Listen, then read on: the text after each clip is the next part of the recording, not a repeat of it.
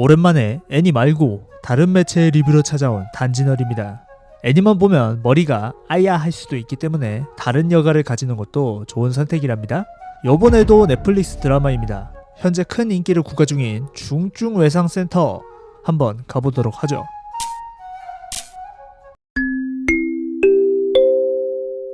우리나라에서 병원이 배경인 드라마는 정말 많이 등장한다고 생각을 합니다. 제가 그리 좋아하는 장르는 아니지만 적어도 우리나라에서는 국밥 장르다 라고 말해도 좋을 것 같아요. 저는 항상 영화를 보든 드라마를 보든 아무래도 만화나 애니를 많이 봤다 보니까 약간 애니라면 어땠을까? 만화라면 어땠을까? 어떤 식으로 가면 좋았을까? 이런 식으로 약간 치환을 하는 편이거든요. 근데 요번 중증외상센터는 아무래도 원작이 웹소설, 웹툰으로도 나왔던 작품이다 보니까 서브컬처 감성이 많이 느껴지는 그런 드라마였습니다. 사실 실사화가 되는 과정에서 이 감성이 엄청나게 삭제되는 경우도 정말 많은데 이 드라마는 보면서 애니 같다는 느낌을 많이 받았어요.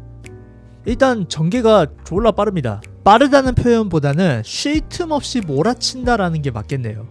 정말 이 드라마를 한 줄로 간략히 요약할 수 있다면 그냥 치료하고 또 치료합니다. 한 환자를 살리면 또 다른 환자가 들이닥치고 이 전개가 끊임없이 반복되는 구조다 보니 정말 의사 드라마라는 게 느껴질 정도로 눈에 박히게끔 진행이 됩니다. 드라마에서는 이 수술 장면을 되게 실감나게 잘 묘사했기 때문에 덩달아 집중력도 올라가고 끊는 지점을 정하기가 어려울 정도로 전개가 막힘이 없다는 게 장점입니다. 실제로 이 드라마를 보신 많은 분들이 처음에 앉고 그 자리에서 한 번에 몰아본 분들도 많을 것 같아요.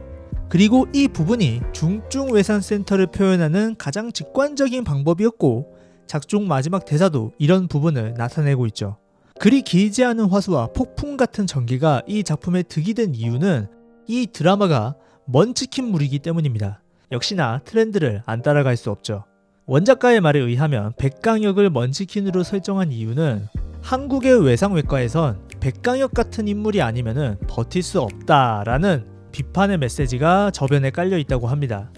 사실 제가 먼치킨물 리뷰를 안 한 지가 오래되다 보니까 이 영상에서 괜찮은 먼치킨물이 필요한 요건들을 몇 개 정리해 드리겠습니다.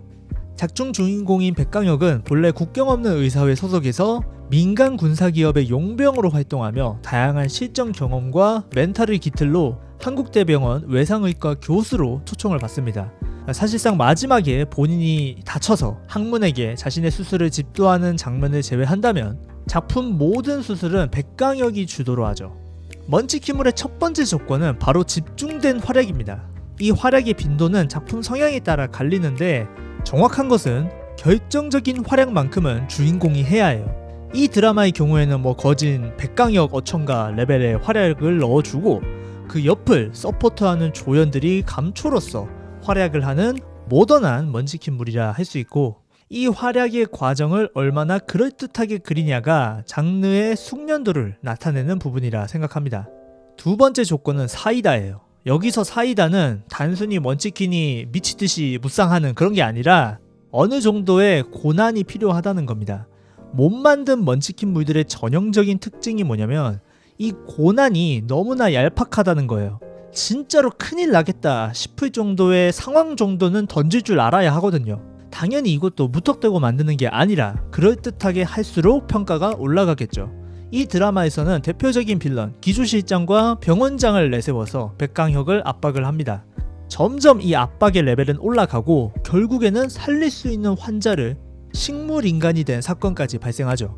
심지어 그걸 가지고 아예 내쫓으려고 하는 명분까지 만들고요. 제 아무리 먼치킨 백강혁도 상황이 안 맞춰준다면 모든 걸 다 할 수는 없다라는 한계 설정과 더불어서 실제 현실에서의 외상센터를 향한 메시지를 동시에 던져주고 있어요. 이 드라마에서의 사이다는 이상적인 중증외상센터의 모습을 보여주면서도 현재 우리 대한민국의 의료계를 찌르는 그런 류의 사이다를 제공해준다는 거죠. 그리 딥하지는 않지만 꽤나 개연성이 맞는 그리고 빠른 전개를 통해서 작품의 빈틈을 감추고 재미를 더욱 올렸다고 저는 생각합니다. 물론 이것도 적당히 해야 합니다. 먼치킨 좋아하는 사람들은 기본적으로 고난 자체를 안 좋아하기 때문에 이것도 강약 조절이 필요해요. 후반에 백강혁 백 이용해서 일사천리로 해결하는 것도 참 그런 이유죠. 마지막으로 세 번째 조건은 다른 것도 마찬가지지만 캐릭터성. 어찌 보면 앞에 두 개를 잘 못해도 캐릭터성이 좋으면 어느 정도 커버가 됩니다. 사실 백강혁 자체는 그리 특별한 캐릭터는 아니죠. 주지훈 배우가 많이 살린 캐릭터라 생각합니다. 약간 껄렁거리는 연기 잘하시잖아요. 개인적으로는 학문외과 과장님하고 노예 1호가 가장 좀 인상적이지 않았나. 만화 좋아하는 사람들이라면 보통 이런 캐릭터 좋아해요. 적이었는데 아군이 되는. 그리고 또 성장형이잖아요. 양재원 같은 경우에는 진짜 만화 같은 캐릭터였어. 뭔가 이 행동거지라든지 말이라든지 진짜 만화스러운 캐릭터였다? 칭찬하는 거예요. 사실 이것도 클리셰긴 하지만 클리셰도 레벨이 있거든요. 뻔한 이 정도 캐릭터면은 그리 낮은 레벨의 클리셰는 아닌 것 같습니다. 다른 캐릭터들도 배우에 어울리게 다 연기를 잘 하신 것 같고, 근데 하영 배우님은 사석에서 엄청 이쁘시더라고요. 네, 팬 됐습니다. 정말로요. 무엇보다 제가 높게 사는 것은 백강혁의 먼치킨을 강조하면서도 주변 인물들의 바람 행동이 거진 없다는 것입니다. 이 세계 먼치킨에서 아주 흔히 나오는 케이스가 주변 인물 다 반 비응신 만들고 주인공만 띄워주는 현대인 천재론을 채용하는 게 많은데, 이 작품에서는 천장미의 경우에는 이미 베테랑으로 설정해서 백강혁 근사치의 인재로 묘사되고, 다른 팀원들도 다 상식선에서의 행동으로 극을 꾸리기 때문에 고구마를 최대한 절제한 것 역시 시청 욕구에 큰 비중을 차지하는 것 같습니다. 개인적으로 제가 가장 칭찬하는 부분이에요. 많은 사람들이 심파나 로맨스 요소가 없어서 좋았다고 말씀을 하시는데 저도 이거는 완전 공감합니다. 드라마 볼 때 러브라인을 굳이 넣어서 잘 하던 거 말아먹고 날아가는 작품들 분명 많이 보셨을 거예요. 애니라고 다를 건 딱히 없는데, 그래서 저도 최근 애니 중에 던전밥이 딱 러브라인 없애고 스무스하게 진행되는 게 너무 좋더라고요. 여하튼 새해 연휴의 승리자는 중증외상센터가 승리하였습니다. 시즌2는 따놓은 당상이죠. 쉴 틈 없는 전개를 통한 먼치킨성 극대화와 각본의 빈틈을 숨기고 장가지들을 잘 쳐내서 몰입력을 올린과 동시에 약간의 메시지를 통해 뒷맛 역시 달달했던 괜찮은 먼치킨물이었다 생각합니다. 단점이 있다면 참신함은 확실히 없다. 여러분들도 아시겠지만 제가 진짜 진저리 내는 장르가 먼치킨인데 애니로 이 정도의 작품이 나왔으면 저는 극찬을 했을 거예요. 정말 기대보다 더 재밌게 봤습니다. 다른 먼치킨물들 진짜 반성할 필요 있습니다.